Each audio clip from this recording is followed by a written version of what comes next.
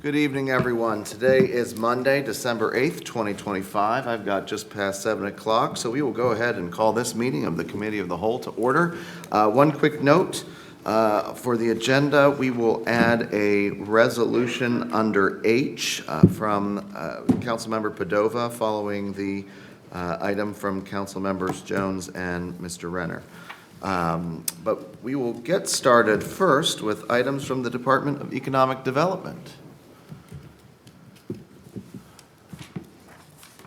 Good evening, Director. Good evening. Thank you, Council. What you have from my department this evening is the first in a series of related documents that you'll get over time that are generated because of the development agreement with Connect Real Estate. So there's a number of documents and things that come from that. This is the first of those. It's a procedural item because a TIF will be created. The type of TIF that's being created requires that the city be in the chain of title for those properties that are subject to the development agreement. So the piece of legislation that you have there does two things. It allows the city to receive those properties from the CIC and then transfer them back after they have been recorded and the city is in the chain of title. That's it. It doesn't create the TIF. It doesn't do anything else other than transfer in and transfer out those parcels that are subject to the development agreement. There was some discussion about the process, if this would require a waiver or emergency or both or neither. It's neither. As long as this process happens by the time of the closing on those properties, which won't be for a number of months, up to 6 after the development agreement is effective, then that's fine. So this can go through the regular legislative process. Short item, like I said, procedural, transfer in, transfer out, so that a TIF can be set up at a later date. That, of course, will come to you and we'll have a full discussion and presentation on the TIF itself. That's all that I had tonight. Thank you. All right, thank you, Director. Any discussion from my colleagues? Mrs. McGregor. So the only properties that are transferred to the city, and they're just those same ones, or they transferred back, like 10 in, 10 out? I don't know the number, but. That's right. Okay. Yes. All right. Thank you. Any other discussion on this item? And Director, just confirming that this is a routine practice under these .41 TIFs, that other communities would also do the similar practice that this is? Yes, sir. This is standard practice for these types of TIFs. All right. Thank you, sir. Seeing no further discussion on this item, are folks okay with the consent agenda on the 2nd? So on for first on the 15th and then that's it on the 2nd. All right. Thank you. Rather regular. Regular? Okay. Regular agenda on the 2nd, please. Thank you, Director. Thank you. All right, next up, we have items from the Department of Parks and Recreation. Good evening, Director. Good evening. Thank you. I have one item for this evening. The pricing policy is a document that outlines and guides the establishment of fees for the Parks and Recreation Department. And by code, this is required to be reviewed by the Parks and Recreation Board annually. With that, there are some changes that were made. Most of them are formatting to improve the document. There was a language that was added to help outline what the expectations are for residency and proof of residency. That is a standing policy. The language was added to help improve the document. So with this and the recommendation from the Parks and Recreation Board, we're respectfully requesting a motion to adopt the 2026 pricing policy as proposed. Thank you, Director. Any discussion from my colleagues? All right, seeing none, folks good with consent on the 15th? And I'll just note, I have it as a resolution. Is that correct? Thank you. Thank you, Director. Next up, we have items from the Senior Director of Operations. Good evening, Director. I'm not sure what I'm supposed to be doing first. I have a 825 Tech Center Drive update. Thank you, sir.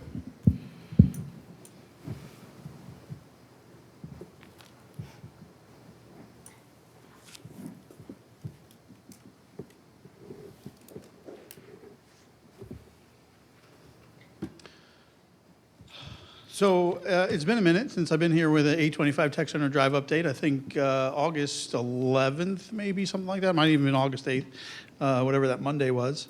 So apologize for that, but with other events in chambers here, it's kind of gotten behind us a little bit. But obviously, progress over at 825 has been making, we've been making great progress over at 825 on a steady clip. So my slides here, I'm skipping September, October, and somewhat of November updates and bringing you guys up to speed as it relates to construction activities over those 3 months. So anybody who's driven by the building can tell, that tremendous transformation has continued off the front of the building, and you guys can have seen those improvements in a variety of different ways. Some of what we'll see tonight, handling the presentation slightly differently here. But a lot of what you'll see on the screen currently as it relates to those exterior and interior renovations, I'm actually going to talk about them as I flip through some picture slides here. So don't feel slighted if you don't read everything that's on the slide currently. But basically, this is a picture of the building as it in the condition that it was in on August 19th, 2025. So earlier this year. And this is a picture as it appeared just before Thanksgiving. Not all pixelated, but there we go. A picture of it as it appears on August 18th, 2025, so just before Thanksgiving, a short couple of weeks ago. Some of the things that we'll point out as we look at the drawing here, right? So not a full picture, right? But we do have all 3 solar arrays installed on the property. So 2 on the PD side, and then 1 behind the building for city fleet vehicles. All of our passive security measures are in place. So this wall here, if you remember, this wall, while it'll have signage on it and folks coming to visit the building, this will be their first wayfinding point as they're coming onto the site. This also serves as a passive security measure along with all of the other seat walls, as we refer to them, that are throughout the landscaping. We'll see those in a little bit greater detail in a couple of other pictures. The finished asphalt out front of the building, and actually the finished asphalt in the entire parking area, whether it's behind the building or in front of the building, is now complete. That was just completed last week. All the parking lot lighting has been installed. So you'll see all of these stanchions here. You'll see the landscaping lighting has all been installed. In most places, there is some ground lighting that is yet to take place.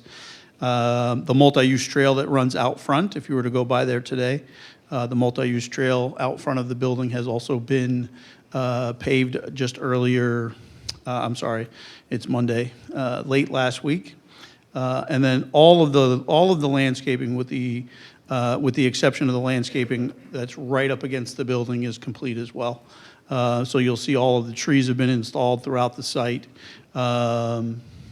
including the trees that are on the berm. You'll see some shrubbery and such ground cover that's planted in a lot of the tree islands as we go. And then we'll go to one more picture here. I think this picture shows it a little bit better.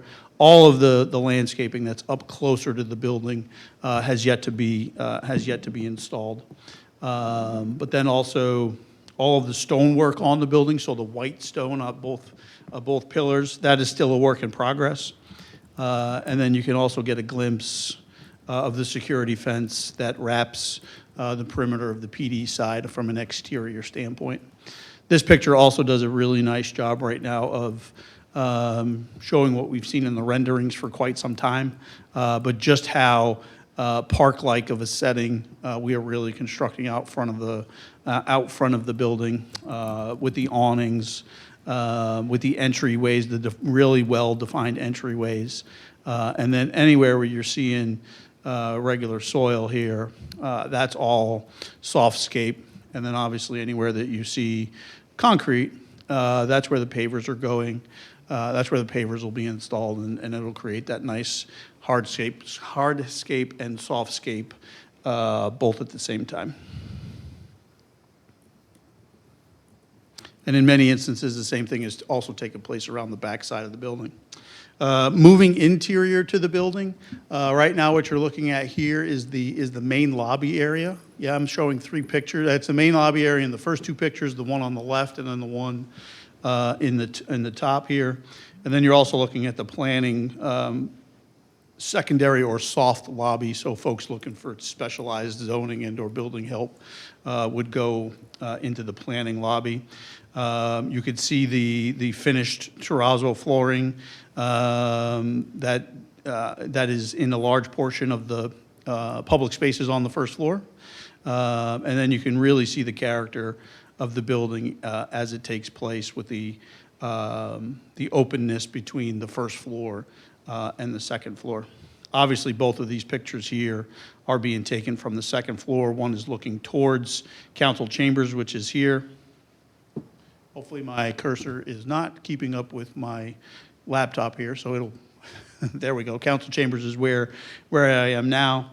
And then the customer service windows is in that upper picture on the far side. So when folks enter the building and they turn immediately to the left, they'll see the customer service windows and be welcomed there by staff in order to get the tailored service that they need. I will make the note that my blue dot and my blue dot are equal in location, and then my red dot and my red dot are also equal in location to orient you guys a little bit better as we're inside of the space itself. Some of the things that are taking place, the third floor is in what the construction industry would refer to as in a punch state, meaning the contractors and Alfred have gone through and they've punched the third floor. So it's really finished work. Basically going through and we're identifying any defects that don't pass quality control, basically. Those are marked, and then the trades come behind us and remedy those particular issues. So the process there works. Alfred punches first, so they do the broad brush stroke across the entire floor.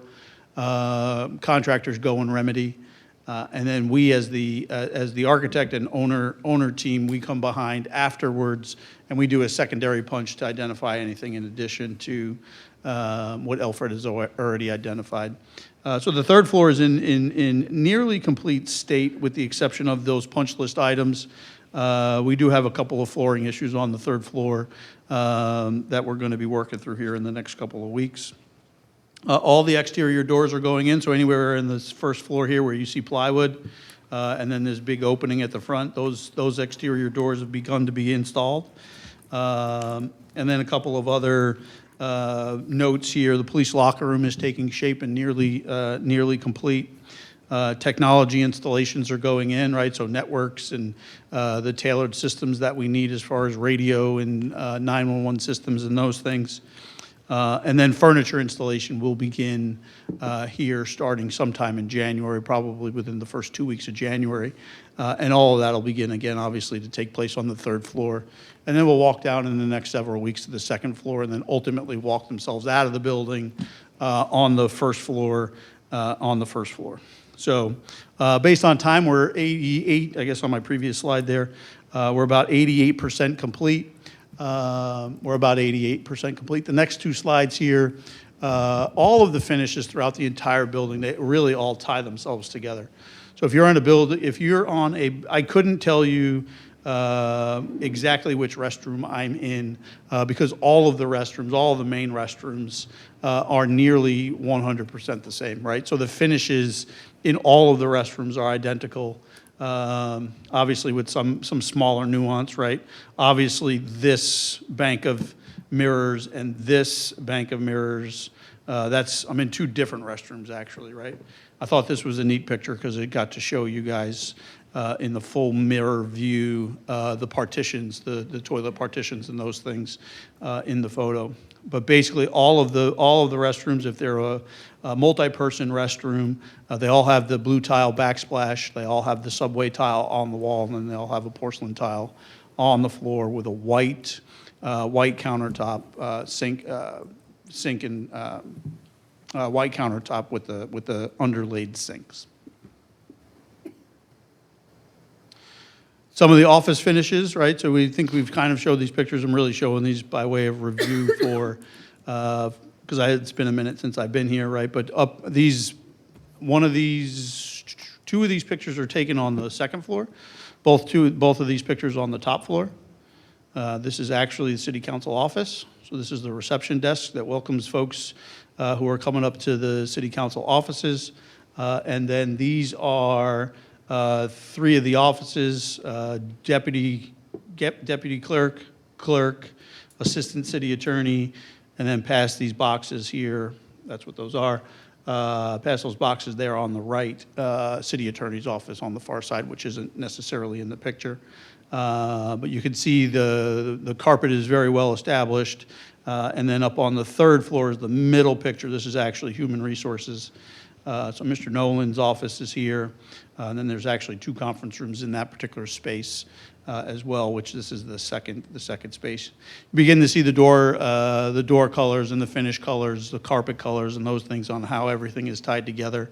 And again, if you were in the clerk's office and the city attorney's office, counsel's office, or if you were in HR, other than the personnel that's working in that area or the folks in that area, each of these areas look nearly the same and nearly identical, whether you're on the first floor or working your way all the way up to the third floor itself. So again, coming together, but they often said in IT, and I think you guys have probably heard this before, that, the last 10% of a project is the toughest. Well, I've now, with my newfound experience, the last 10% of any project is the toughest part of a project. So obviously what I've said earlier about being 88% complete based on time, we're right in that window of the difficult part and the millions of things that need to be done in order for us to ultimately move into the building. The last slide here, the October financials, right? So basically these are financials through October 31st. By way of recall here, GMP1, GMP2 are two construction contracts totaling $59.6 million. Total invoice to date is this basically $51 million or 86%. That does include money that we retain in order to hold contractors and Ilford, for that matter, accountable. The bottom chart here is reflective of the allowances. So to date, we have basically $1 million in allowances, and we've spent currently 59% of that.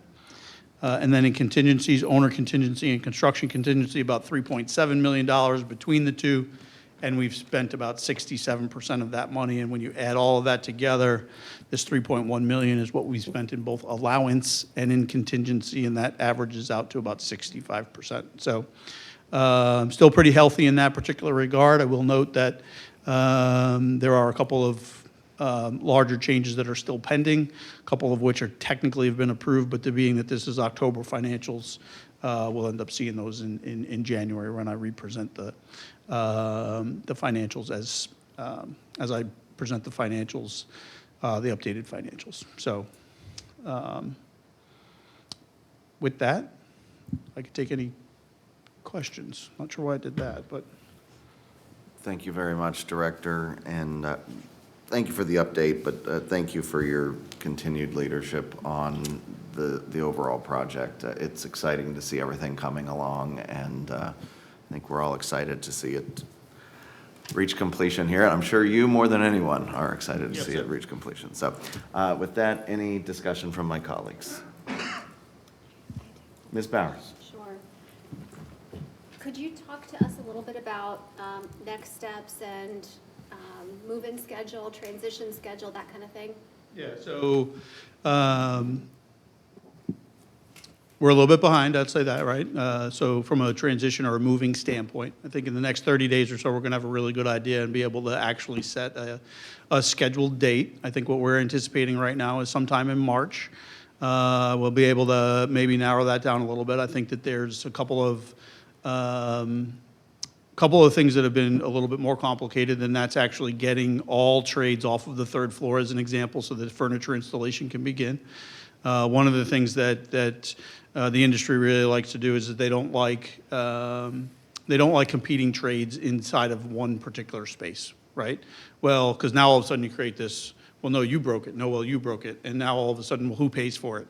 Well, ultimately, the owner ends up paying for that because nobody can tell us who dinged the wall, and everybody just wants to fight about it. So basically, before furniture installation can begin, all of the trades need to be off of the third floor, and then the second floor, and then ultimately the first floor. And we're looking at a fairly sizable installation package for furniture. So that being one particular part and piece. And then as we're working our way down in succession, second floor to first floor, some of the trades have struggled to keep up with the pace. We could talk offline as to which maybe some of those are. I know if my kid was a little bit younger, I'd be pushing him towards a couple of those trades because it's the level at which they are able to perform at this particular point in time, and work shortages and those things. So we're working with them. Tyler and Alfred are working with them regularly to have them pick up the schedule and get them really moving on the first floor at this particular point. Second floor is in decent shape, but it's not quite where it needs to be here by, which was supposed to technically have been last week. So yeah, we're a few months behind, or a few months behind from moving in. And in terms of then the logistics for. Sure, gotcha. Internal, yeah. Sorry. Okay. So we actually have a moving and logistics company that we're just about to bring on board.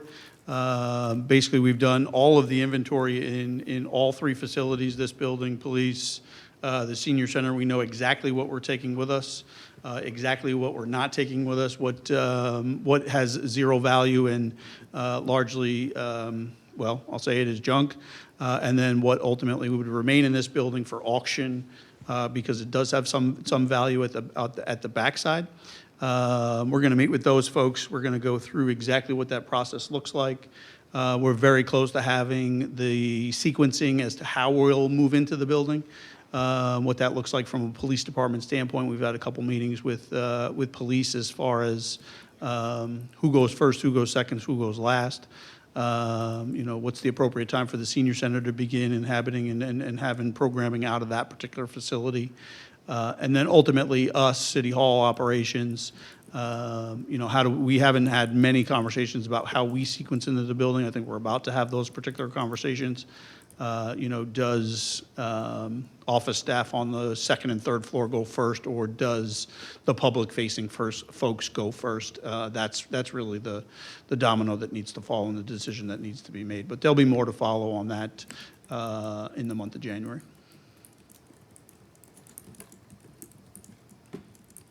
Ms. Padova? Thank you. This is really exciting to see, especially after seeing the high school last week. It kind of got me very excited to see some of these pictures here tonight. So excited to eventually do a walkthrough there as well. I think I know what you're going to say to this, but I'm going to ask anyways. When do we start talking about this property? Is it after we are already completely over there, moved in? Yep. Are there talks? What's that process look like as of now? Yeah, if you recall, the Montrose Group was working on a, why is the name escaping me? An ROI An analysis. ROI, yeah. Highest and best use. Yep. Yeah, highest and best use analysis of this particular property. That is in draft form and nearly in our inboxes. Yeah, so I relatively soon, I would say. Don't have an exact date for you, but yeah, sometime in January, February, we could begin to talk about what obviously happens here moving forward. I think we need to, as Kevin said, within about 30 days, we should have a more defined timeline once we know what that timeline looks like for us too, think that will also impact our conversations around what we do with this property. I think one note I'd like to make too is around the senior center itself, right? So we'll continue, and what we've talked about with Parks and Rec is making sure that remains an asset for us and continues to be rented and programming and programmed, not necessarily for full-time senior center activities, but we can very well have graduation parties in it in May, right? Obviously, we're going to be paying for the heat, we're going to be paying for the electric or the air conditioning for that matter. We have to maintain the facility because we don't know necessarily, is somebody going to purchase it to inhabit it? Or are we going to rent it? Like, we don't know what those scenarios look like.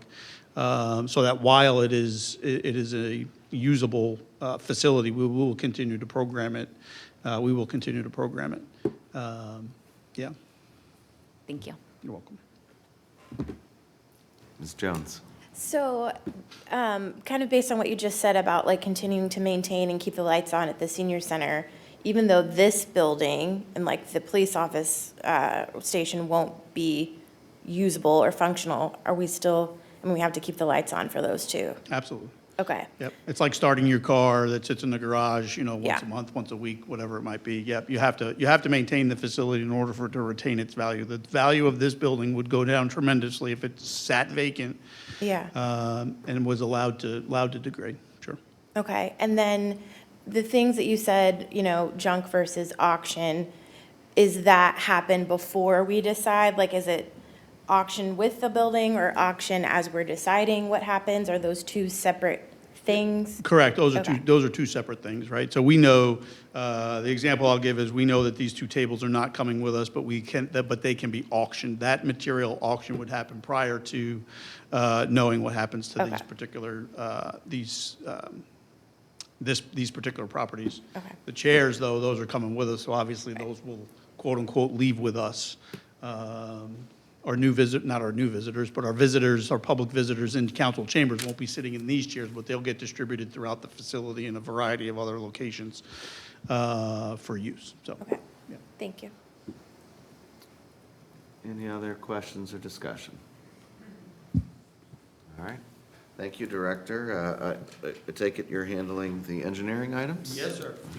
That's why I wasn't sure which item I was starting with. I think I'm starting with the first action item is the 2025 Street Rebuild and Water Line Program. Yes, sir. This is for the award of contract. So by way of update here, the 2025 Street Rebuild and Water Line Replacement Project is being conducted on Laura Drive, Heil Drive, and Rocky Fork Boulevards. In all three of these areas, the work will consist of water line replacement, stormwater improvements, new curb and gutter, sidewalk work in select areas, and then obviously the improvement of the road itself, the road base itself. So these are full rebuilds along all three of these particular streets. On all three of these streets. So on October 30th, the department released invitations to bid. We received 7 bids total, and Elite Excavating Company of Ohio Incorporated was the lowest and most responsive bidder, and the administration is recommending awarding said contract to said company. This is a total contract cost of $2.9 million and change. And as part of that, it is also including the acceptance of an alternate bid, which is an alternate bid of $123,000 to use highly recycled asphalt. And then it also includes a 10% contingency on the total there of about $272,000 to cover any unforeseen cost during construction. So the administration is respectfully requesting an ordinance authorizing the mayor to enter into a contract with Elite Excavating Company of Ohio Incorporated for the 2025 Street Rebuild and Water Line Program area. The one note that I would like to make is that the contract as it's attached, it does need a small amendment to adjust some retainage type numbers. The state of Ohio back in, I think it was September, there was a change to the ORC reducing the retainage from 8% to 4%. We need to make an adjustment inside of the contract to have the contract catch up. So We're going to work on that with the city attorney and have that attached to the agenda for first reading next week. Thank you, sir. Any discussion on this item? I saw Ms. Padova, then Ms. McGregor. Thank you. When is this work expected to begin, and how long are you expecting it to take? Great question, and I'm sorry I forgot to mention that. So we anticipate, actually on Rocky Fork and Laura Drive, Columbia Gas is actually out there right now, and they're lowering their gas lines. That work is done outside of us, so that's not, it's in support of the project, but it technically isn't our work. We anticipate water line work beginning on all 3 streets sometime in January. That could stretch into February, depending on exactly how the contractor mobilizes, so on and so forth. But part of the street rebuild, part and piece, is to actually begin after school ends. So the water line will get installed, the asphalt will be patched, and then sometime in May, the street itself will be tore up, and then reconstruction beginning on that. And basically, they have for each street, they have about a 2-week turnaround time on each street. So Laurel and Heil they'll roll 1 street at a time and take approximately a month in order to complete both of those areas. Rocky Fork's a little bit more straightforward because it's obviously just the one stretch and only the one stretch that's impacted. So that work will also take place after school as well, after school ends or is out. Thank you. You're welcome. Ms. McGregor. Thank you. Do they, will they do sidewalks on both sides of Laura and Heil? So on Laura, it is sidewalk maintenance, and I believe it's sidewalk maintenance. So one of the processes that we have in place is to petition residents as to whether or not they support a particular improvement or not. And the installation of sidewalks on Heil actually failed petition by quite a bit, so there's no installation of sidewalks on Heil. And if I'm remembering correctly, I don't even think that there's extensions on Laura either, and that's based on the resident petition percentages, which failed petition. Okay. The second thing, so there are sidewalks already on Laura? I couldn't remember. There are one side, yeah. Okay. Half of the other I didn't side. think I remembered on both sides. Yep. Okay. Second question is, where does Rocky Fork Boulevard stop, and Waterbury begin?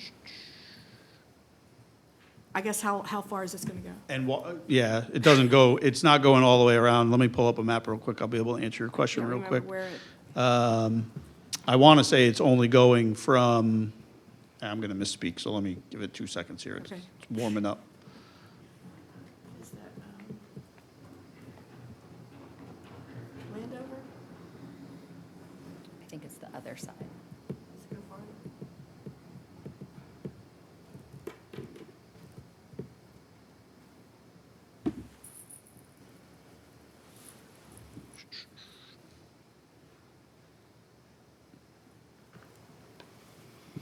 It's only from Flint Ridge to Cliffview. Okay, wait a minute. It's this side of it. That's Rocky Fork Drive North, Correct. not Rocky Fork Boulevard. I'm sorry, I'm sorry, I probably misspoke. I apologize. Okay. Yep. I was thinking the other side of, like out here in front of the police station. Yep.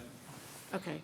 No, and probably when I edited this report and from when they sent it up, I probably just, Okay, that's, yeah, you're absolutely correct. It's Rocky Fork Drive North between Flint Ridge and Cliffview Drive. okay, all right, thank you. Ms. Bowers had something. Yeah, I think just a quick follow-up question, and then a separate question about notice. So, the petition process that you referenced, when did that occur? That's part of the reason why the 2025 program is only coming to you folks now. There was a design issue.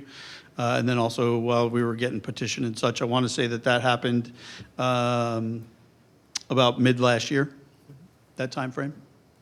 And could you walk us through, I'm not familiar with that process. How does that process work? Yeah, so the petition process is based on your frontage. And then basically you have an up and down vote as to whether or not you want to accept the improvement or not accept the improvement. So it's weighted. So the more frontage you have, the more say you have, if you would, on the process there. And the majority of the folks along along Heil Drive and then the corners of Laura actually voted no for the installation of sidewalk at all.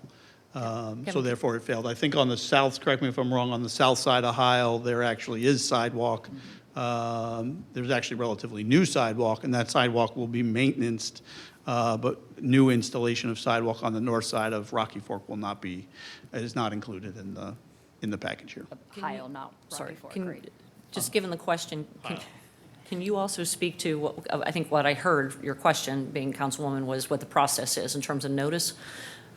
So can you speak a little bit more around how we went about that process, the letters that were sent, visits, et cetera? Yeah, I mean, there was Town halls. multiple letters, multiple visits to the residents to make sure that they understood exactly what the process was and the fact that they needed to cast a vote for or against the sidewalk so that we can get a complete understanding of the installation or not, for that matter, what their will was. So I know that, especially for the corners of Heil and Laura, there were multiple visits made to make sure that we could make contact with those folks and to actually get their responses too. And prior to that, we also had a community meeting. Correct. Right here with, I believe, was EMH&T part of that meeting? Or am I conflating my meetings? There's a lot of meetings, I don't remember I know, exactly. I just but remember, yeah. I remember discussing with the residents the petition process. And if we feel good about the response rate, I'm sorry. Sorry, if I could just jump in also. So this is, by statute, a petition that's, it's a mechanism that's available that's initiated by the citizenry. So any citizens can, in a neighborhood, gather a petition to petition the city for installation of a new sidewalk with a cost share.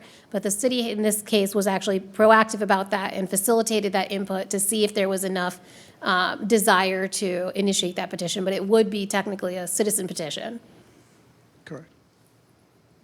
But basically, the preliminary results didn't indicate that there would be a desire to pursue that. The results, not the preliminary results, the results. So a letter went, and it was up and down, basically yes or no, would you like the sidewalk or not? And that was, and then when you do the math there, it didn't pass. By statute, you have to hit a certain percentage, I believe, 60%. 60%. And do we feel good about the response rate? I believe it was 100% response rate because we didn't close the proceedings, we kept and kept and kept. Yeah. When we probably had a reasonable amount of time that had passed while we were still waiting for the onesie twosies to come in. There's not part of the challenge here is that there's not an overly large number of parcels, right? If we were talking, all of Rocky Fork and we were talking about, that entire neighborhood, like, to get to 60% is a little bit different. In this particular instance, there's very few parcels between Laura and Johnstown Road. I think there's probably only, if I'm looking at it in my head correctly, only 6 or 7 parcels. And that's why it goes by frontage, so it is somewhat weighted as to the desire there. I think in some instances, right, folks have landscaping in those particular areas, and a lot of that was taken into consideration as to whether or not they wanted sidewalk or not, so. Yeah, thank you so much for going over this process. I know we spent a little bit of time on it, but I think it's important for folks to understand, especially as we might get questions, why isn't something happening? So this is very useful to go over. My follow-up question was about the work going forward in terms of just process of notice. Who is the contractor responsible for providing notice to the residents of the work that's going to be performed, and how is that notice going to be delivered? So that, same as in years past, so we make first contact, and then the signboards get placed out in the particular street. There are door hangers that get placed as work is beginning to ramp up, if you would. The street's going to be closed from this point to this point. Relatively decent FAQ or comprehensive, not decent, comprehensive FAQ as to what to expect during a rebuild versus just an overlay, because obviously rebuild's more intrusive to the neighbors. Yeah, so that'll all start taking place. That'll probably be done in 2 phases, one for the water line and then another one as a reminder that, hey, school's about to end and we're about to have a better schedule as to when the street rebuild itself is going to begin.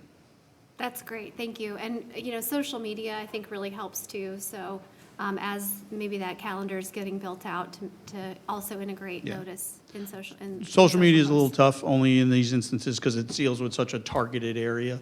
Yeah. And, yeah, so social's a little bit difficult, but, I get it. There's just a lot of traffic through these areas and a lot of non-residents, you know, Sure. certainly are in this area too, so. I know that Mr. Perlman, our communications manager, who's been working with the engineering team to build out what that communication looks like. In fact, I believe I have the draft of the initial letter sitting to be reviewed before it goes out sometime in January.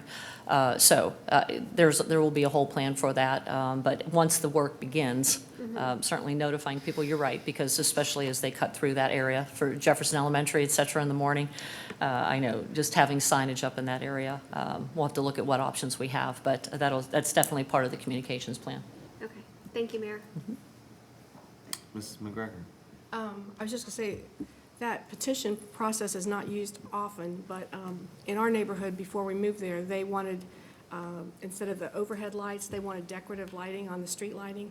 And so they got a petition from all the neighbors and got over 60%. And so then the cost was assessed to they either could pay it up front or they could have it assessed to their taxes. So Correct. it's not used often, but it has been used. correct.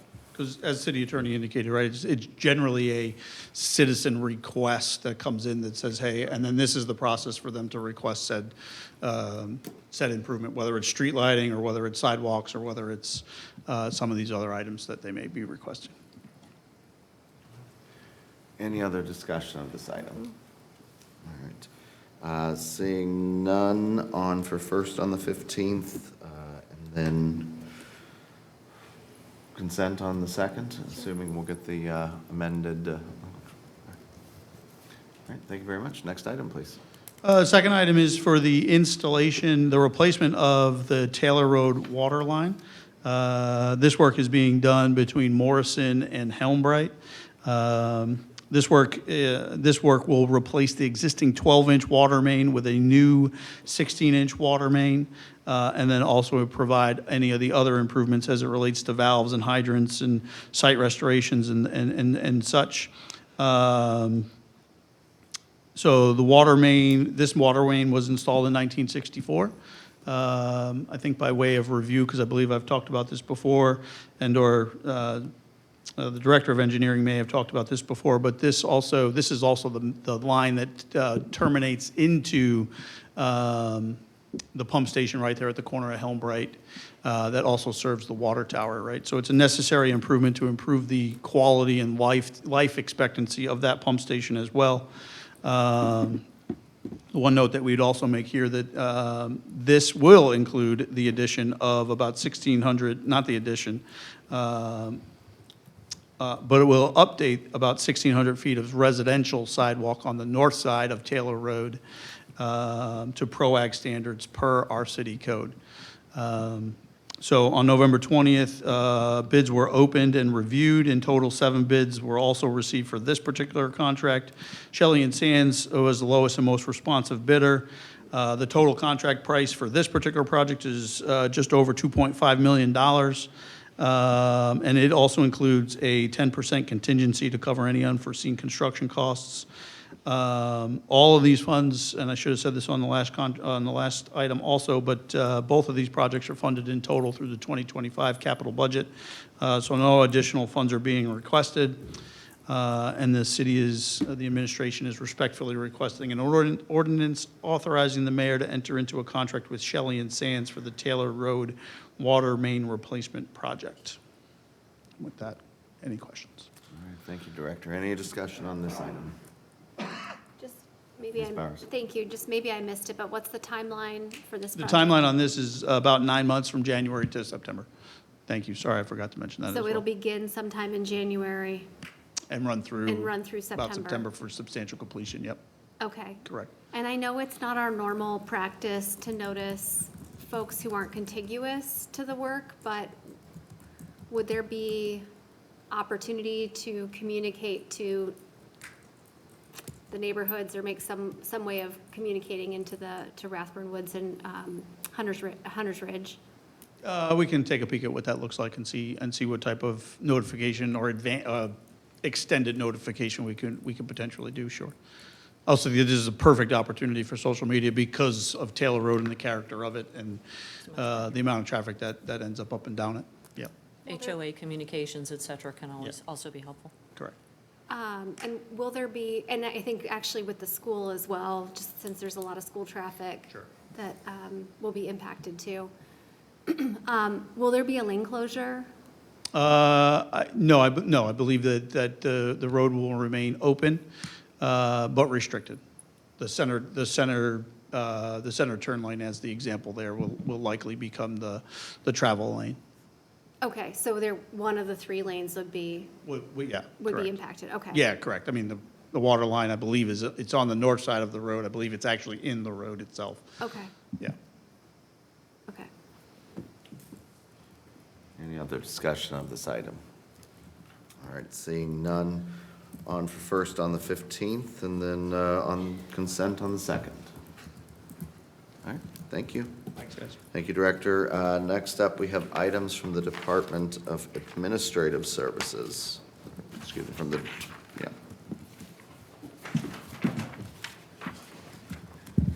Good evening. We have a variety of items this evening. So the first item is a resolution adopting the City of Gahanna's cybersecurity program and designating a person responsible for the program. So I know we've discussed before, but House Bill 96 established Section 9.64 of the Ohio Revised Code requiring each political subdivision to adopt a formal cybersecurity program. This program must safeguard the city's data, technology, information systems, ensuring confidentiality, integrity, and availability of consistent with best practices. So attached to the agenda, you have the cybersecurity program that complies with Section 9.64 and the guidance provided by the state. So this program defines governance, security controls, response procedures, and continuous improvement standards for Gahanna's digital environment. We would respectfully request the council adopt a resolution approving the cybersecurity program and authorizing the mayor to designate a person responsible for the program. It is a requirement under Section 9.64 that the legislative body of each political subdivision to adopt the program by the end of the year. All right, thank you, Director. Any discussion of this item? Ms. Bowers? Yeah, thank you. Just a couple of questions on this. Are there internal timelines for establishing some of the requirements that are set forth in the program? I can give you an example if you'd like one. Sure, yeah.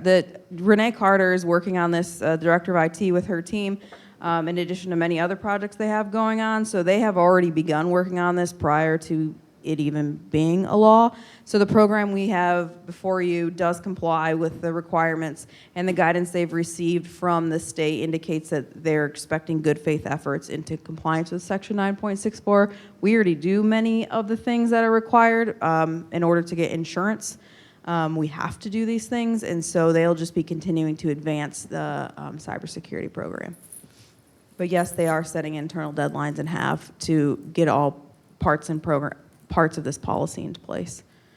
And is there a internal reporting process in terms of reviewing the program? How frequently would it be reviewed? Yeah, all of those items are on Director Carter's desk to do and then present for approval. Okay, thank you. Mr. Schnetzer? Thank you, Mr. Chair. No real debate, and obviously this is mandated by the state. I suspect it'll probably go on for consent, but I'll just say that, in my line of work, we've been seeing for a number of years now the increasing risk with regard to ransomware and those types of things across all municipal entities, from local governments to hospitals and health services.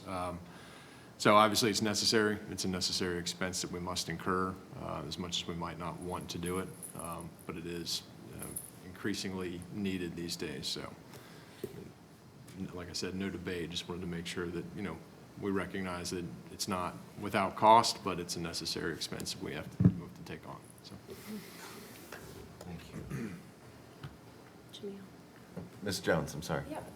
And maybe you said this, sorry, but with the House bill, is there a deadline of when all of this has to be implemented? Did you say that? I missed it. No, the only requirement is that for municipalities, the deadline for the legislative authority to adopt the program is the 12/31 of this year. Okay. And then is there any, I guess, annual compliance or check-in? Yeah. When the auditors come through and meet with Director Burry and the finance team, they will be auditing section 9.64 to ensure that this legislative body has acted by the end of the year. And the other requirements in the section 9.64. And they'll do that every year? Yes, I believe so. Okay. They, just like the regular audit, they don't test, there's 100 requirements, they don't test every 100, they do a certain set of them every year. Okay. Yep. Thank you. Any further discussion? All right, seeing none, folks good with consent next week? Yeah. Thank you very much. Next item, please. Thanks. The next two items are the salary ordinance and the benefits ordinance for the personnel of the city of Gahanna. HR Manager Ben Nolan will be presenting these items. Thank you. Good evening. Each year, prior to the adoption of the upcoming budget, the Department of Administrative Services presents the annual salary ordinance for council's consideration. This ordinance establishes the salaries for all non-union personnel of the city of Gahanna. I'll just go over generally the changes for the 2026 salary ordinance. The details of these changes were provided in the report that was submitted. To ensure that salary adjustments align with the 2026 budget, we are requesting adoption of the ordinance on emergency and waiver. So key updates include general text cleanup and the following modifications to Table 2. Deletion of the manager marketing position at pay grade C19. Change of the supervisor recreation from pay grade C15 to C16 based on the recommendation of the city's compensation and classification consultant. And also finally, the continuation of the 4% pay increases for employees who are over the midpoint of their respective pay grades. Again, we are requesting this ordinance with emergency and waiver. Thank you. Any discussion on this item? All right, with waiver and emergency requested, on for regular next week. All right, next item, please. Thanks. The next action item I have is the 2026 benefits ordinance. This is the companion ordinance for the 2026 salary ordinance for unclassified personnel. Each year, the Department of Administrative Services presents the benefits ordinance to set forth fringe benefits for all non-union personnel. The proposed 2026 benefits ordinance includes general formatting and text cleanup, as well as the following updates. In Article 3, service credit, we propose to update the payment amounts to align with our union contracts. In Article 4, for vacations, we are proposing to add a new accrual tier for employees with 26 or more years of service, also aligning with our union contracts. In Article 6, insurance, we clarified that short-term disability coverage begins the first day of the month following hire, which aligns with the rest of our benefits. And also, we updated the Employee Assistance Program eligibility to end on the last day of the month in which separation occurs, also aligning with our other benefits. In Article 7, sick and injury leave, we replaced subsections regarding donated leave eligibility. Donors may now contribute sick or vacation leave in 8-hour increments, provided that they retain at least 240 hours of sick leave. And finally, in our Articles 10 and 21, which are miscellaneous economic, we updated the Employee Wellness Incentive Program by removing spouses from the incentive, aligning with the recommendation from the city's wellness provider. As with the salary ordinance, the administration respectfully requests adoption of the 2026 benefits ordinance with emergency and waiver to ensure appropriate alignment with the 2026 budget. Thank you, sir. Any discussion of this item? Just a quick question. And Ms. Bowers. Thank you. Just a quick clarifying question. Article 3, the service credit, does that alignment with union contracts, is it to the benefit of non-union employees or to the detriment of non-union employees? To the betterment. Okay, thank you. Any other discussion? I did have a quick question on, for Article 10, for the removal of spouses from the incentive option. Can you just speak to that need a little more, or why the recommendation was made from our wellness provider? Sure. When I was here in front of you and we exited the healthcare consortium and stood up our own self-funded benefits, that also included a new wellness platform and wellness vendor. That platform really makes the technology was inexistent with the old program. The new program has an app, it has a website, it's has gamification to make people want to use it. And so that vendor is unable to, because each individual person has their own account, they are unable to, they don't have the technology right now for spouses to earn towards that $400. So the system can't take if Ben and I were together, they can't take that account and put it together and equal it 400. I would have 400 and he would have 400, which equals 800. So that's more than, the unions have already agreed to this change as well. Understood. Thank you. In the event we can add them back together at some point, we certainly can revisit that as well. Go ahead. Just in the past, was it always an aggregate 400 per family? Yes. Okay, so it's still the same benefit amount? Okay, Yes, it's thank just you. the employee will have to Yeah. earn it instead of allowing their spouse to assist them. Okay, thank you. And it is more, I don't know, convenient, easier. User-friendly.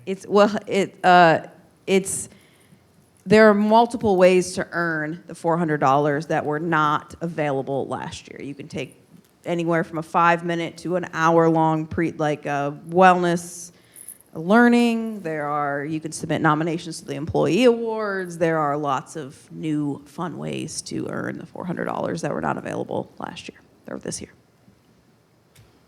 Thank you. Appreciate the clarification and the explanation. Seeing no further discussion on this item, waiver and emergency are requested, so this will be on the regular agenda next week. Thank you. Next item, please. The last item is a resolution authorizing the mayor to enter into contract with the Board of Health of Franklin County to provide public health services for the city of Gahanna. So this is a standard contract that we bring forward each year. The amount is $361,186. That is $10 and roughly 49 cents per capita. This increase, it represents roughly a 1.9% increase from the 2025 contract. So we are requesting a resolution to approve the Franklin County Public Health to provide public health services for the city. All right, thank you. Any discussion of this item? All right, seeing none, on for consent next week. All right, thank you both. All right, next up, we have items from the Department of Finance. Good evening, Director.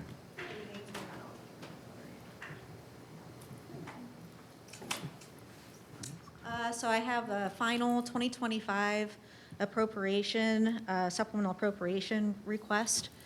So this was a final year-end analysis just to see areas where we might need to make adjustments. I have the reasoning for all of them listed out in the chart and happy to answer any questions that you have on that. Thank you, Director. Any discussion of this item?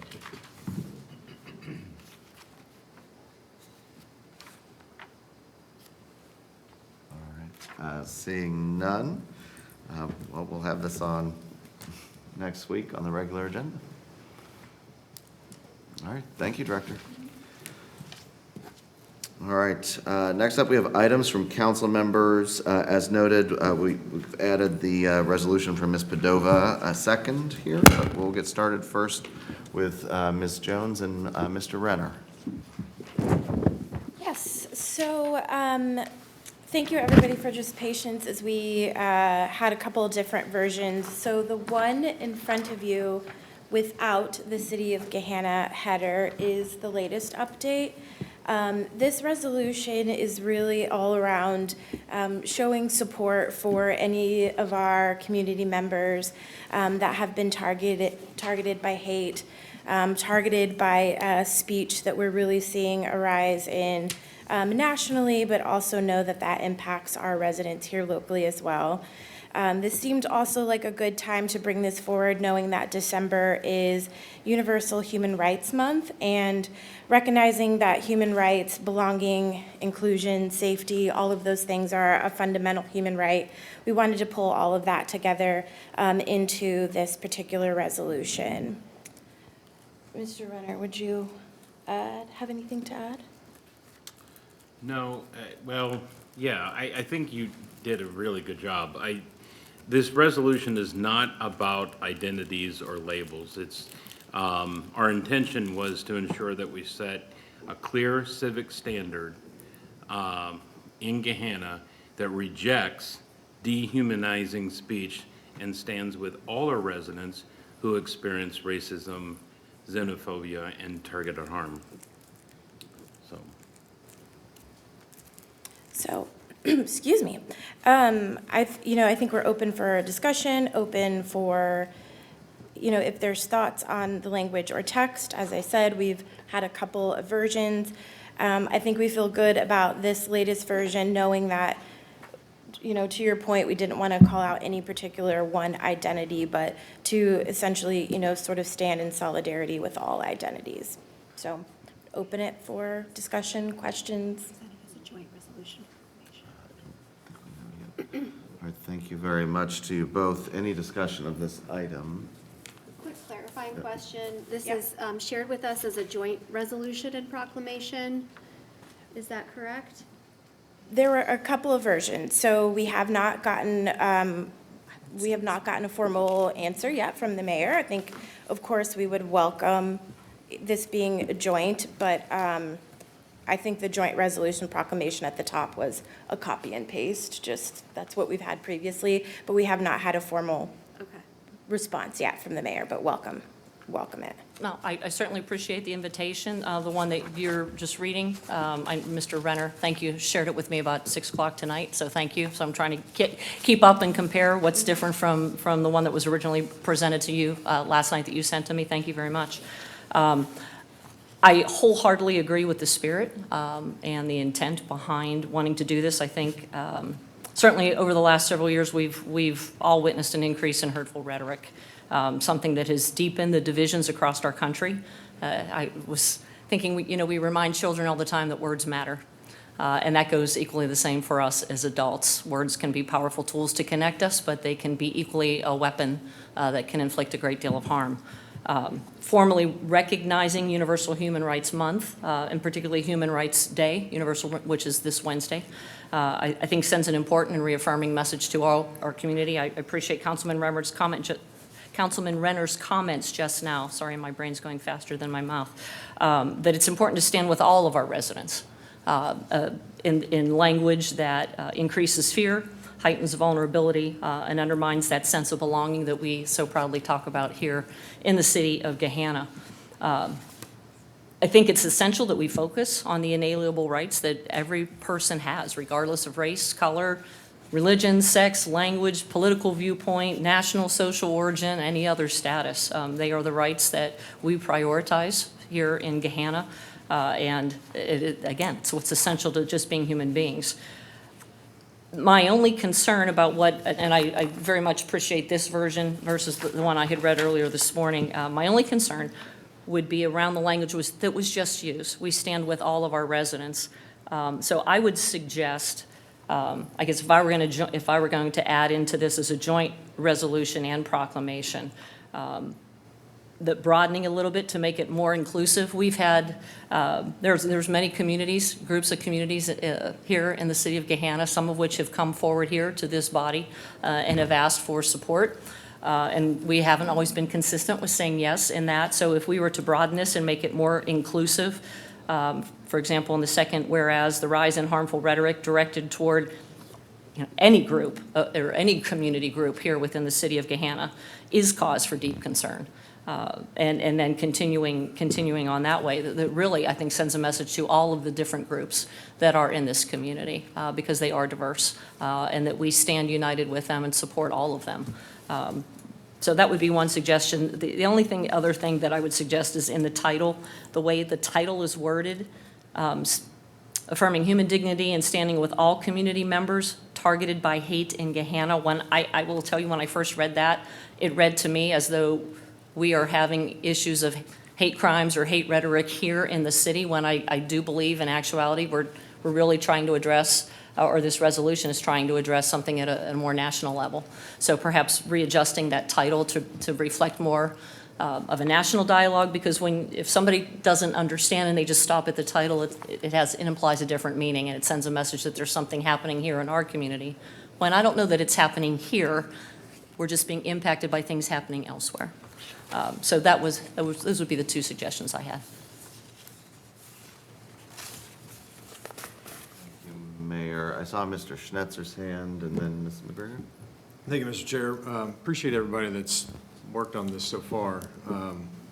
Just some thoughts, and again, I'm up for further discussion on this. So one, I think, is structural, and the other one relates to content.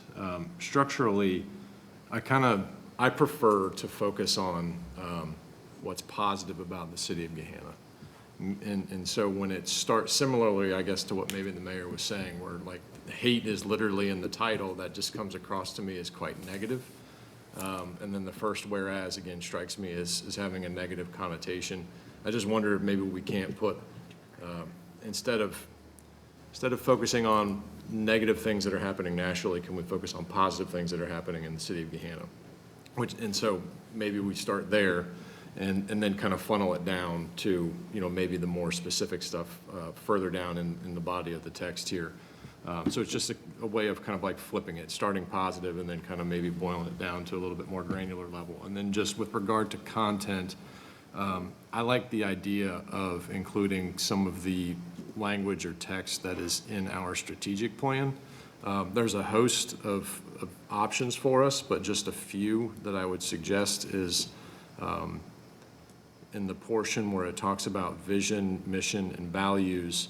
Under the values section, under community, it says that the people of Gahanna value a welcoming, supportive, and safe community that builds lasting connections and fosters mutual respect, understanding, and belonging. So I think this speaks directly to what we're trying to do here, and frankly, maybe what sets us apart from the national dialogue. When I go door to door, just very recently here, it was just reaffirmed to me that this is a wonderful community that I think does not reflect in any way, shape, or form what you might experience or see or witness on social media. It made me proud to live here once again. So I just encourage everybody to go back and look at that strategic plan document if there's any language in there that you want to borrow from. But I'm in favor of tying it back into something that we're kind of already doing here. So that's all. Thank you, Mr. Schnitzer. So Mrs. McGregor and Ms. Bowers. I guess when I first read the original one and then this again, it seems like we're reacting to something, it's a reaction to something happening on the national level. And if we react to every single thing that happens, we would be, not just this time, but in years past, everything that somebody says that's stupid or shouldn't be said on a national level, we would be having resolutions every other week. And I think that I would agree with it being more positive to what's going good in Gahanna, what we have good in Gahanna, and not necessarily reacting to what's going on in the national level. Thank you, Mrs. McGregor. Ms. Bowers. Yeah, thank you. I really appreciate the dialogue that we've had already tonight, and thank you so much to Ms. Jones and Mr. Renner for bringing forward the draft resolution. And I think that there's been some really constructive feedback that we've heard tonight. I also don't want to lose sight of some of the reasons why this is coming forward. So yes, December is Universal Human Rights Month, reflecting on Universal Human Rights Declaration that was signed by the UN. But December 15th is also Bill of Rights Day, reflecting in 1791 when the first 10 amendments were adopted into the Constitution. So we have a lot, I think, to reflect on this month, but not just that. I think that we did see, especially in the last week, not just rhetoric, but rhetoric that creates policy, and policy that is disproportionately harming certain communities. My understanding from what I've read is that it's not just kind of someone, speaking who doesn't mean anything about what they say or who doesn't have any effect. It's language that is informing policy, and that policy is creating a toll. So over the last few days, I've definitely been trying to read some articles from Minnesota Public, NPR, Minnesota Public Radio, and they've been covering some of the ICE enforcement action that's been going on in Minneapolis, which is the first largest Somali population in the U.S. And by the articles that I've read, most of that Somali population are U.S. citizens, and nevertheless, they're being targeted for immigration enforcement action, which is, I think, very concerning for our region, which is the second largest Somali population in the U.S. And while that is the metro region, we certainly see, if you go to any one of our elementary schools or any one of our middle schools or our high school, you will see that rings true right here in our own community, that we are fortunate to live in a community with Somali immigrants. And I don't know about you, but I've never asked them about their immigration status. It's not my business. It has nothing to do with me. But I certainly want to make sure that they feel safe in our community as well. And I think that we certainly don't want to lose sight of that. And to the mayor's point, absolutely right. There are other community groups that have certainly expressed concern, but not to this level of federal policy that could physically impact them, which definitely concerns me in a different way. So I, of course, am supportive of ensuring that we're being inclusive, but I also don't want to lose sight of the impetus for this resolution or the multiple impetuses that sparked this resolution. So thanks for your time tonight, and thank you for your work on this, and I'll support it in whatever form it comes forward. Thank you. Thank you, Ms. Bowers. Ms. Padova? Yeah, thank you. And thank you for your comments, President Powers. I think that fully agree with all that you said there. Definitely can't say it better myself, and appreciate the conversation that we've had. I very much support this, calling out the title of it, and I can see how that could be misinterpreted. And after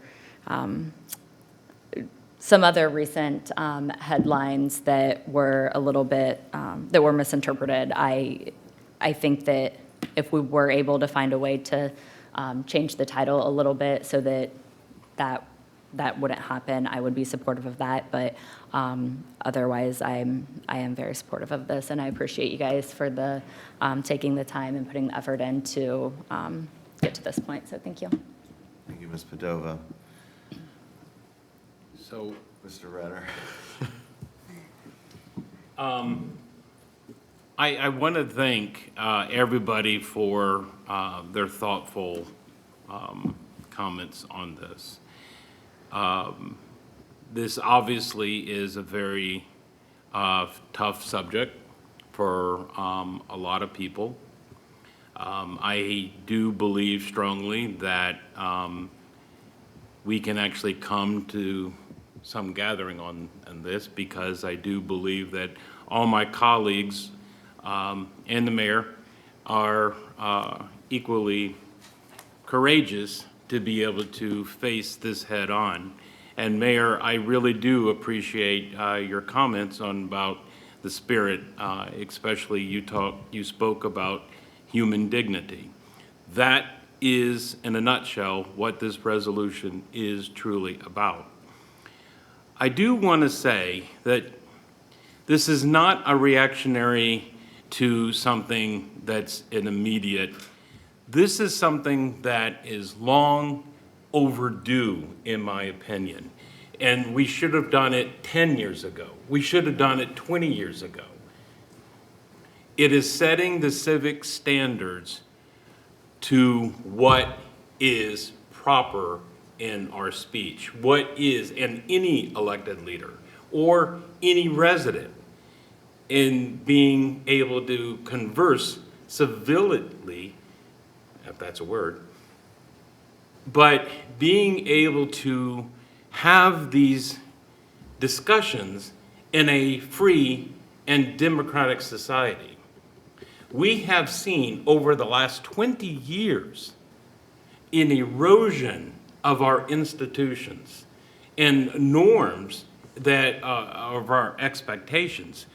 You know, my gosh, how many times are we aghast? So like, you can't say that. How many times have we said that to each other?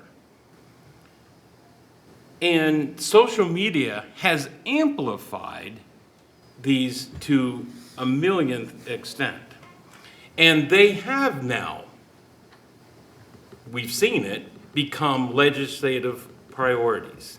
This is wrong in a free, democratic, and open democratic society.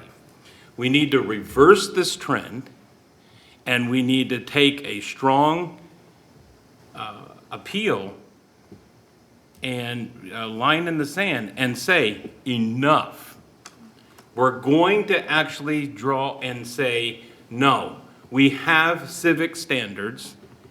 We recognize what is racist, what is xenophobic, and more importantly, what is dehumanizing for each other, taking away, stripping somebody's dignity away.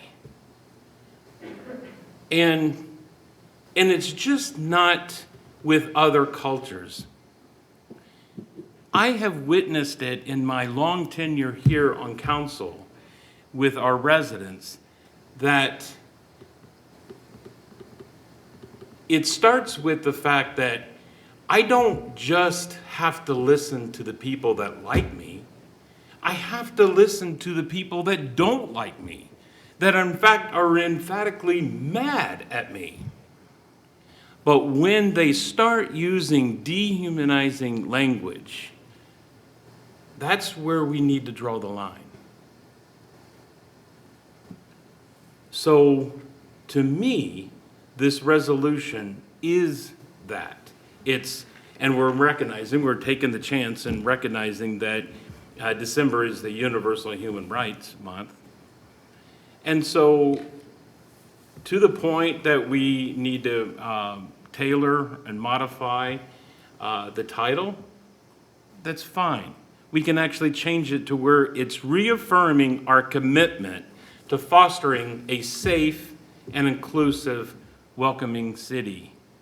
But we must have affirmation for the human dignity in our title, because it begins there.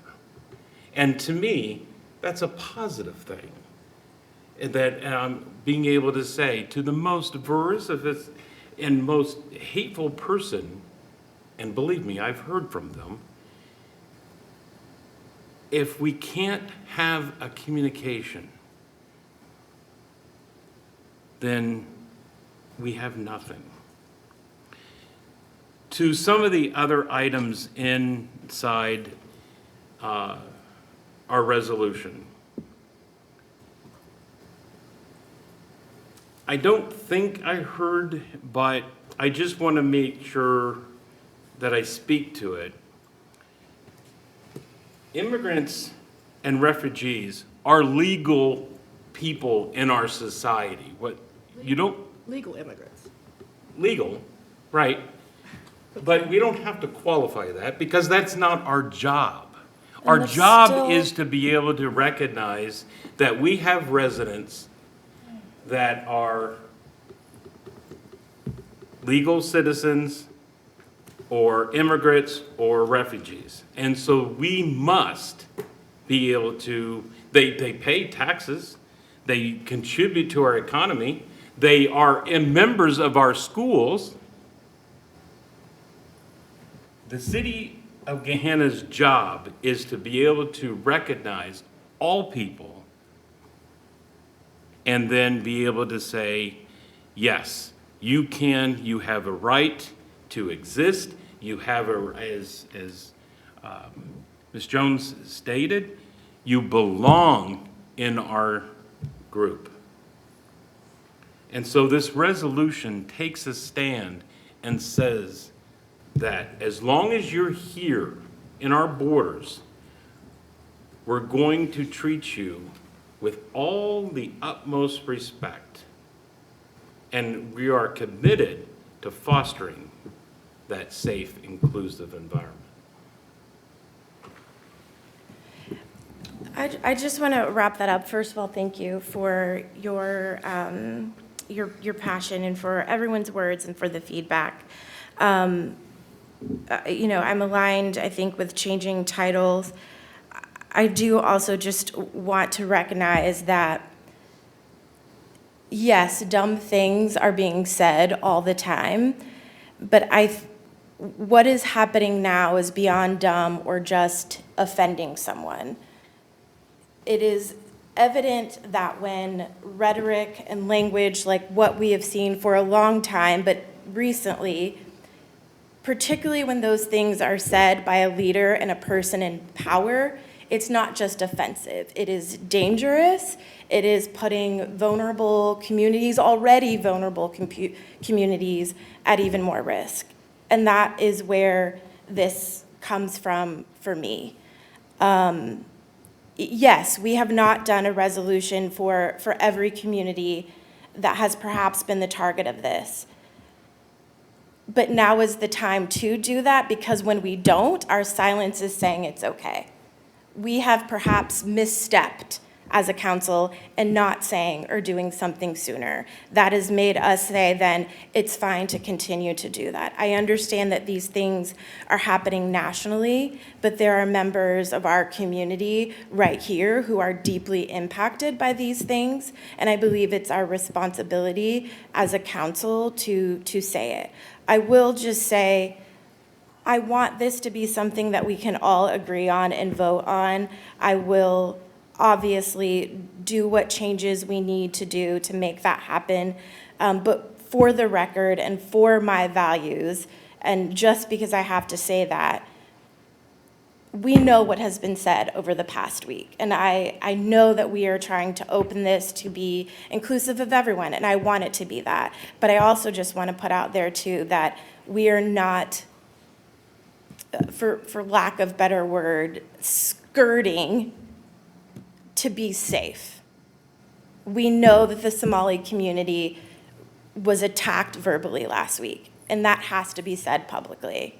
We can make this resolution say whatever we want it to say, but we know what was said, and we know that we have residents that we interact with every single day that have been personally harmed by this. And so I just feel it's important that we say that. I will support whatever language that we want to put in this resolution, because I believe it's more important that this is something that we can all agree on.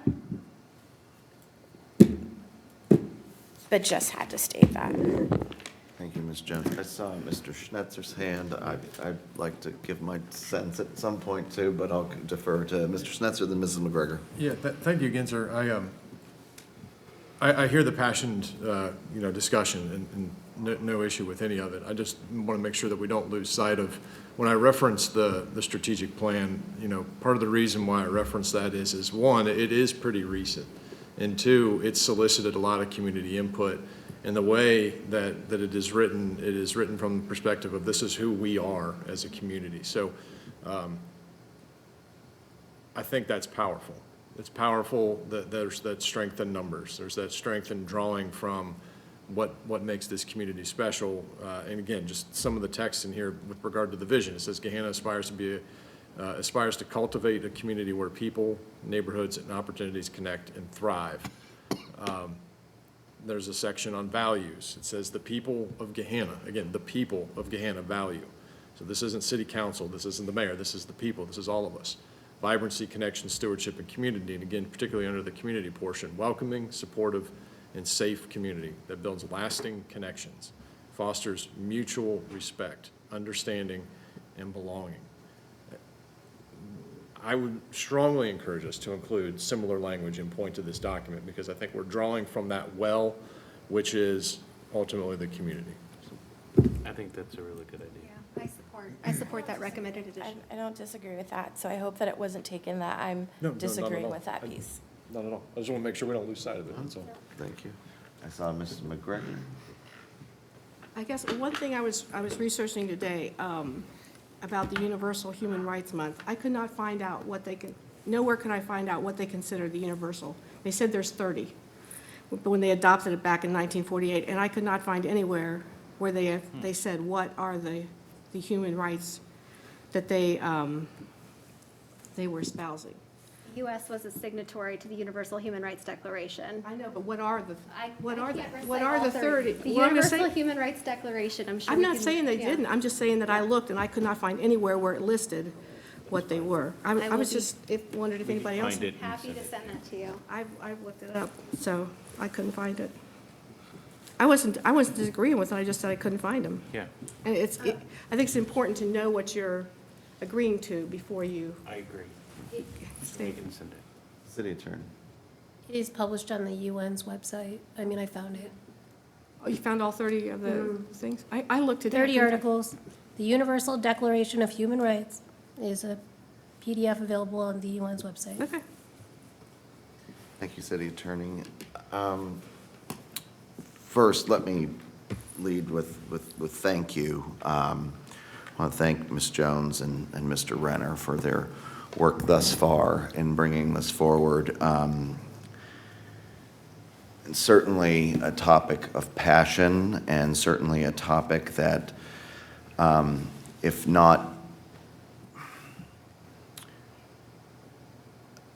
a topic that can rouse strong feelings. I'll just say that. And so when you're in our position, it does come with that responsibility to advocate for your community, advocate for your residents, but recognize that not everybody always agrees with you.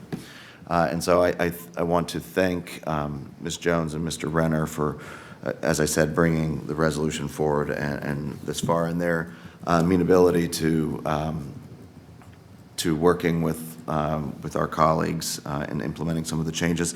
I do agree, I think with some of the broad comments, that the emphasis on the human dignity of all of our members of our community and fostering a welcoming community for all is one of those great things that makes Gahanna such a wonderful place, and leading with the positive, I think, contrasts what makes our community wonderful from some of the language that we've heard recently.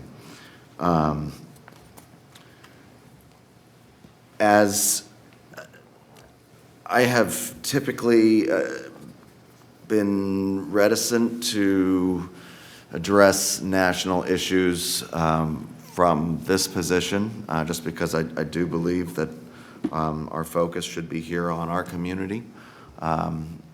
We all have our own national politics and beliefs, but it became very clear, and I think Mr. Renner said this very eloquently, and so shame on me for waiting on my comments until the end here, but it became very clear to me that when comments at the national level have a direct impact on our residents and on our friends and neighbors, it does behoove us to speak. What that resolution might look like, what those comments look like, I'm happy to work with my colleagues, and again, thank you to Mr. Renner and Ms. Jones for being amenable to that. I'm in a bit of a unique position here. Not only have I worked in the immigrant space through a former role, and worked very closely with the State Department and the Department of Homeland Security, as well as our immigrant population in Central Ohio, and saw firsthand the impact of, well, this is now going on 10 years, language that has on the immigrant community. But I'm also the child of immigrants, and that is something I'm very proud of. And I'm very proud that my parents chose to call the United States home, chose to make Ohio their home, and chose to make Gahanna their home. I've joked before that I never thought I would be that person who moved back to my hometown to raise my own family, but I wouldn't have it any other way, and I live 2 doors down from my parents. And that's means more to me than just a matter of convenience for babysitting at this point. It was a heartfelt decision because I knew it was a great place for my parents to raise their family, and I hope it's going to continue to be a great place for me to raise my family, and I hope that communities that don't necessarily look like me or talk like me or practice their faith like me will continue to view Gahanna as a great place to raise their family. I'm certainly not equating my parents' immigrant journey with the journey of many other folks in our community. But I will say, my parents have asked me, as someone who has worked in this space, questions about ongoing language, ongoing policy that has been fueled by language at the national level. And again, historically, my parents as immigrants are not the people that we would generally consider when talking about some language directed at our immigrant populations. So it trickles. Language trickles. It has a ripple effect, and it is clearly having a direct impact on our community. So I all that to say, if we can make a joint statement that reaffirms our commitment to all of our residents, and makes that commitment that our community is a welcoming home for all, it may not go all the way to solving the world's problems, but I do hope it shows our commitment to our city and to our community and to our residents. And so again, I thank my colleagues for the healthy conversation, and thank Mr. Renner and Ms. Jones for bringing this forward. It sounds like I saw Ms. Jones writing feverishly some edits. Mr. Renner has verbally stated some acceptance of some potential changes. So I guess I would just say at this point, perhaps we can have an updated draft circulated amongst or shared with us this week so that we can look forward to a vote next week on the item. Is that amenable to folks? Thank you. Any further discussion of this item? I was trying to put a button on things, but Madam Mayor. Just for clarification, will you be including me in that for the purpose of a joint resolution and proclamation, or should I plan on something myself? Or No, I think we'll share. We'll include you. Thank you, Mr. Renner. Appreciate that. All right. So we'll have this on the regular agenda on the 15th, please, and look forward to the updated draft. So, thank you all.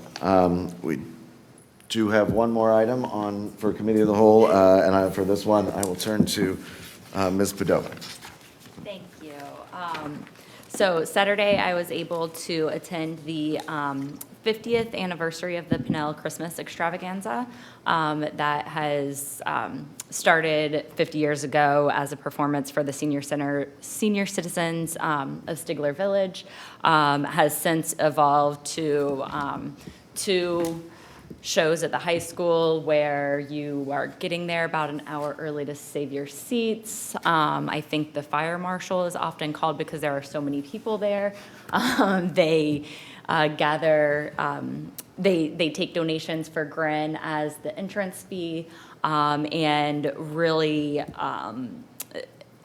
that donation at Grin is one of the largest of the year for that organization. So I wanted to bring forward a resolution recognizing their 50th anniversary and the impact that they've had on our community by raising awareness to GRIN and also collecting the donations and providing just a nice Christmas show for people to attend in the community. So the apologies for the last minute resolution in front of you, but if you have any feedback or any questions or comments, happy to take those.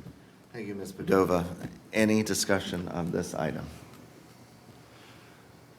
Seeing none, I'll just add, I really struggled to believe that it's been 50 years that the Pinnells have been doing this, and then I thought, I thought when I was in high school and watching Varsity Varieties, and they would perform as part of that, and I thought, well, back then I thought they'd been in the community forever, and then I was like, well, high school is a long time ago for me now, so yeah, I guess 50 is possible. So thank you for bringing this forward. Appreciate it. We will put this. Are folks okay with consent next week? All right. Yes. One Ms. other, Padova. I believe that Jerry and Ashley Pinnell will be here. I'm still arranging that, but there should be a presentation to Jerry Pinnell is the founder, and she's starting to kind of pass things on to her daughter Ashley as well. Wonderful. Thank you again, Ms. Padova. Before I turn things over to Chairman Renner for Finance Committee, I do not anticipate a committee of the whole meeting on December 22nd. I see some staff members shaking their heads, nodding their heads, Madam Mayor. So, yeah, no desire to come here by myself. So I'll just say thank you all. It's been another wonderful year. Appreciate everyone's dedication and their time. So thank you very much. Is there anything further for Committee of the Whole? Seeing none, we will go ahead and adjourn committee, and I will turn things over to Chairman Renner for Finance.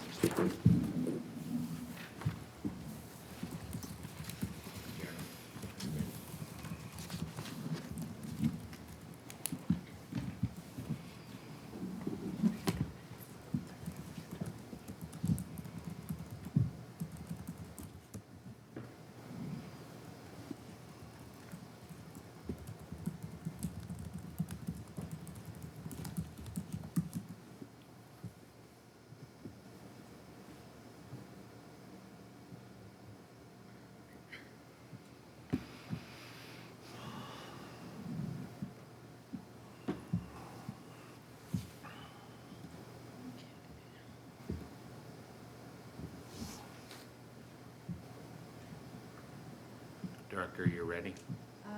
Yes.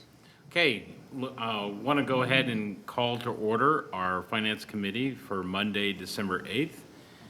Director Burry, your first item is the quarter 3 financial report.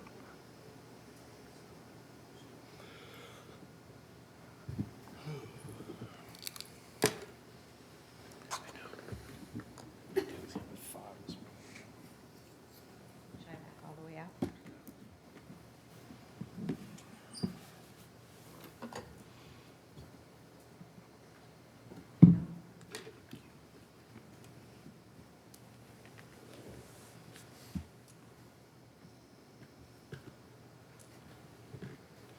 I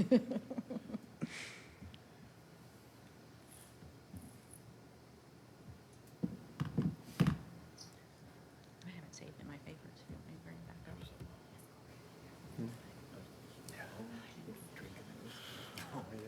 Sorry.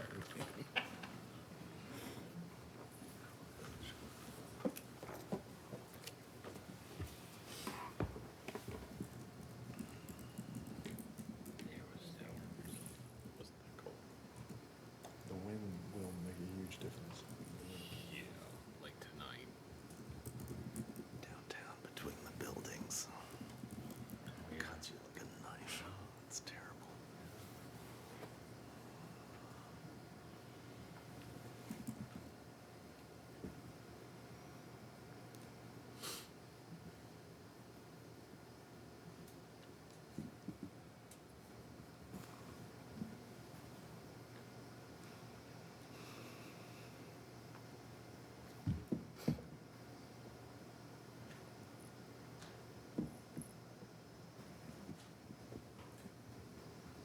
Thank you.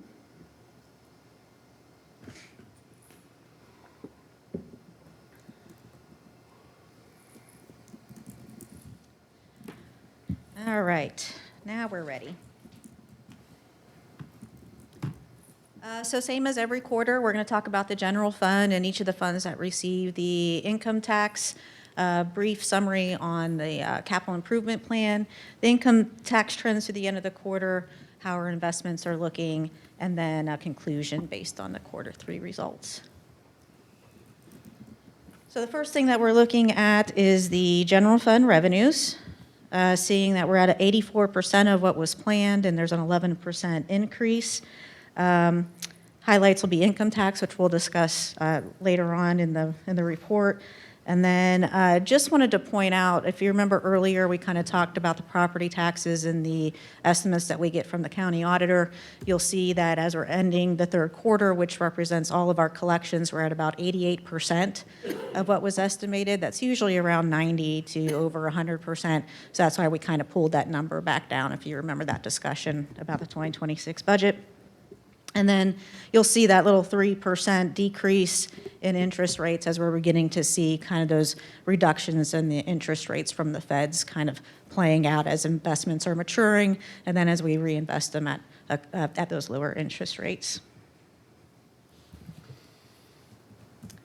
Moving on to expenditures, maybe. Expenditures are 58% of what was planned, and we're at about a 28% increase.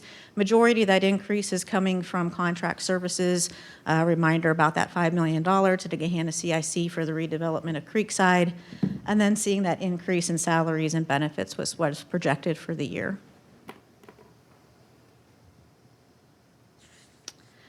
Looking at the fund balance impact for the third quarter, seeing that we're adding back about $2.9 million to fund balance, ending at about $45 million.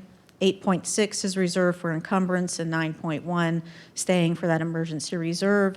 Leaves us with about $27.3 million. That's roughly 9 months of operating expense. That includes that $5 million one-time expense, so backing that out, we're at about 10 months. Any questions on the general fund before I move on?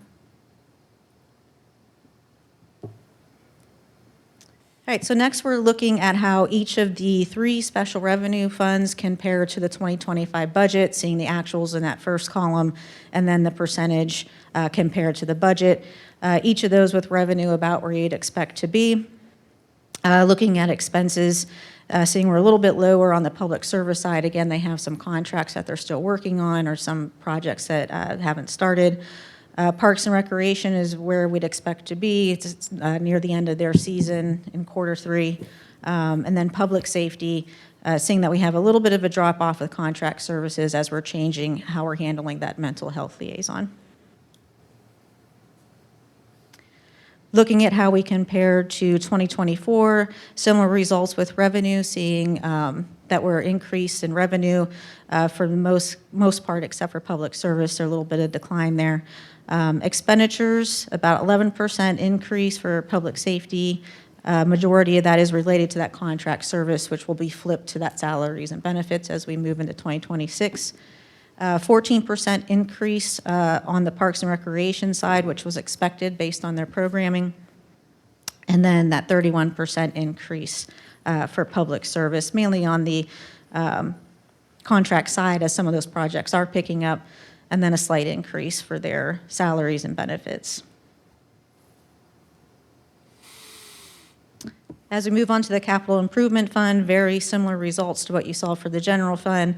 80% of planned revenue, 10% increase, mainly results from the income tax.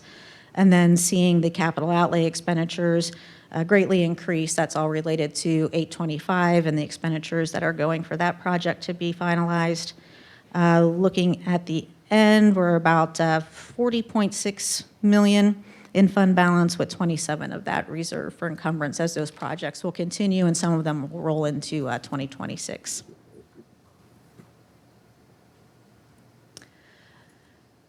This is just a quick listing of where we are by project. We have about 36.2 million of actual capital outlay for 2025 through the third quarter, and about 35 million in encumbrances, and that's across all funds.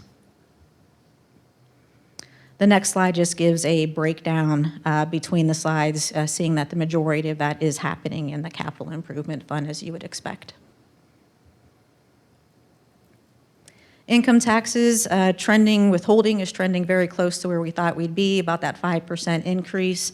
Still seeing those spikes with the individual net profit. We'll continue monitoring those to see if that will continue on or if those are anomalies. On the net profit side, it's a little bit hard to pin down. It could be 5-year losses rolling off, could be generalized growth, or a combination of both. But are seeing that those two are a little unusual through the third quarter, a little bit higher than we would expect. So we'll continue to monitor those. Looking at our investments, majority is invested in Star, Ohio, and in accordance with our investment policy. Interest rates through the third quarter, Star, Ohio was about 4.4%, and our portfolio is a little over 4%. They just did a recent 25 basis point reduction in October. There'll probably be one more in December, bringing those interest rates back down.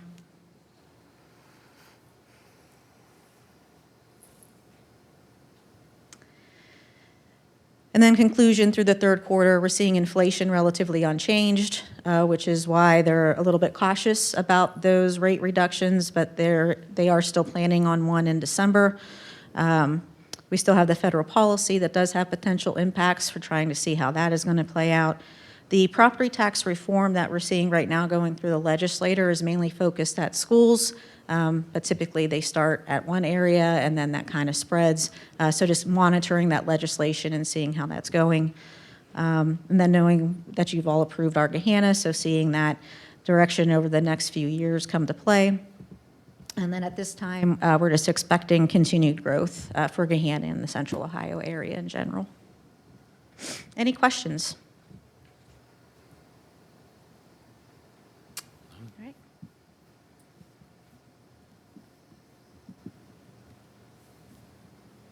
Okay, next item. The final item that I have for you today is just the couple minor changes that were made to the 2026 appropriations.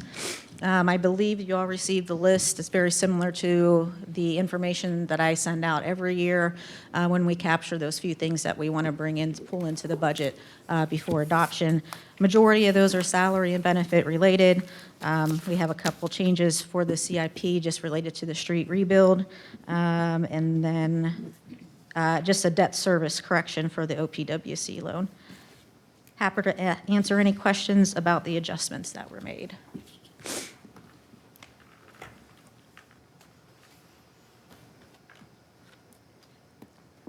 Any questions? Maybe just the street rebuild, since it's a not insignificant number.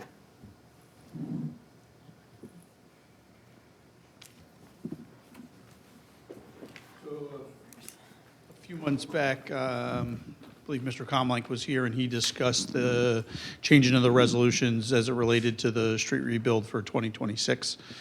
We made those adjustments. So we did have monies appropriated for water line replacement on some of the streets that actually came out of that resolution. And then I believe, Joanne, remind me, I think there was a small increase of stormwater in this particular request. So basically all we're doing is reducing the amount of water line work that we would be doing on those streets in subsequent years. So instead of binding that money up for all of 2026, we just asked Joanne to remove that so that it was available for any additional projects potentially moving forward in 26. Yeah, so there was an increase to the capital improvement fund by 400,000, stormwater 125,000, and then that large reduction to the water of about 1.8 million as they kind of firmed up what that project looks like for 2026. And part of that change was adding in, I believe it was the pre-work for Hamilton Road here for sidewalk and concrete work that the state of Ohio wouldn't be doing when they do the urban paving program here. And then by way of reminder, the large West Johnstown Road project that's currently under design, taxing the human resource that it takes to actually implement the project, so. I apologize. So just, I don't live and breathe it the way you guys do internally, so I'm sorry. I just to make sure I'm clear. So the numbers that are identified as positive numbers on this sheet that I'm looking at, that's actually a reduction in the budget and an increase in the funds? Positive numbers are, yes, they're adding to appropriations. Adding to And then okay. the numbers with brackets are removing from the appropriations, or reducing. So the capital adjustment for update to street rebuild, the negative 1.8 million, In the water fund, correct. yeah, The other two funds went up. I'm sorry. The other two funds were going up in appropriation. Okay.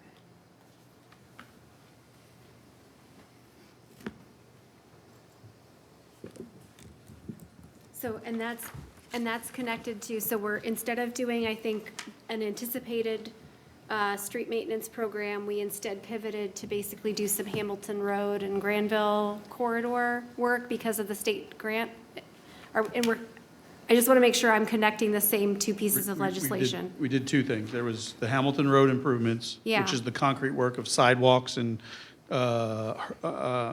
handicap ramps, so on, along Hamilton Road, along that stretch of Hamilton Road. But then we adjusted the street rebuild program. So instead of doing a lot of roads, if you would, that included a lot of water line work, we reduced that program itself for '26. And therefore, it took out the need to ask in an allocation for the 1.8 or whatever number you quoted there in the water fund. But then it also made some other adjustments to the rebuild program where we needed to increase the capital improvement numbers and then increase the stormwater numbers because of the streets that we're choosing to do. We're doing, I believe, in the '26 program, I believe we added Hines, and Hines from all the way from McCutcheon all the way up to the corporate limit. And there's a lot of stormwater work that needs in there, and then the capital fund would have been a little bit short. So therefore, we were just adding to the appropriation. Okay, all right, thank you for the additional clarification. Any other questions?